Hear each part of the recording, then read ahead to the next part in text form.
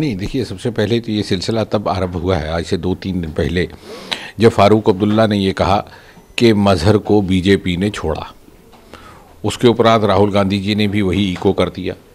मैंने कल भी ये बात कही कि Rahul is suffering from selective learning of history and Farooq suffering from selective recall of history. यदि आप पीछे जाएं तो जब ये घटना हुई थी कंधार वाली, उस समय तत्कालीन सरकार जो वाजपेयी जी की थी, उन्होंने सभी राजनीतिक दलों से इसके लिए परामर्श किया, चर्चा किया। दे वर टेकन ऑन बोर्ड, विपक्ष के नेताओं को भी, और उस समय विपक्ष की प्रमुख नेता राहुल गांधी की माताजी सोनिया गांधी थी।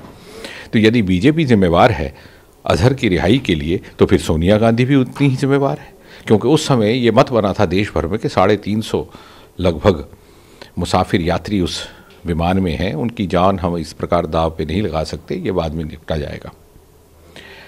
यही नहीं, फारूक साहब को आप ये जाकर याद करवाइए कि वो तो एनडीए का हिस्सा थे और उनके साहबजादे MOS एक्सटर्नल अफेयर्स थे और विदेश मंत्रालय ही इस विषय को हैंडल कर रहा था। तो यदि उनको इतनी चिंता हुई थी तो उस समय क्यों नहीं उन्होंने त्यागपत्र दे दिया, या प्रोटेस्ट किया, या डिसेंट किया। बल्कि यदि आप पुराने समाचार पत्रों में जाएं तो इस रिहाई के बाद जो उस समय के MOS थे एक्सटर्नल अफेयर्स के, फारूक साहब के साहबजादे, उन्होंने इसकी सफाई देते हुए, जस्टिफिकेशन देते हुए ये कहा था कि इसका अगर किसी को कोई आपत्ति है या किसी को इतराज़ है तो हमारे ऊपर आरोप ना लगाया जाए, क्योंकि इसकी मिसाल, इसका उदाहरण, इसका प्रेसिडेंस VP सिंह सरकार कायम करके गई जब उन्होंने 5 आतंकियों को रुबैया सैयद की रिहाई के बदले में छोड़ा था। अब ये लोग समझते हैं कि पत्रकार भी भूल गए हैं, इतना समय नहीं है ब्रेकिंग न्यूज़ के चक्कर में अध्ययन करने का, और बाकी सब भी ऐसे।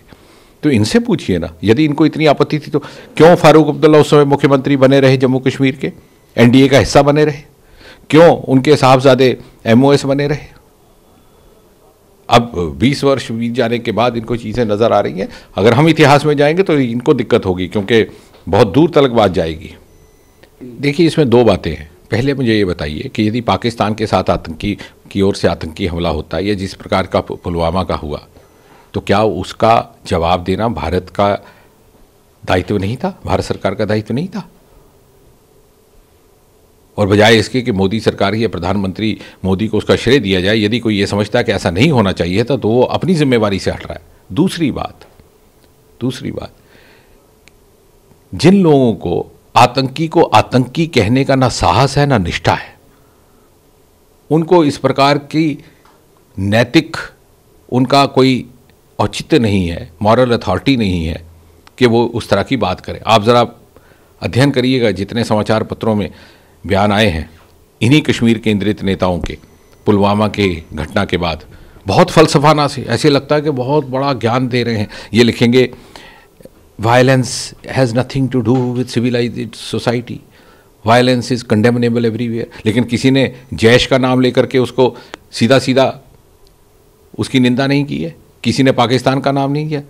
So those who do not have the courage of conviction to call a terrorist or to name and shame Pakistan, Jaish-e-Mohammed, and to condemn an act of terror unambiguously without being apologetic, have no moral authority to question, and the people of India are going to decide this.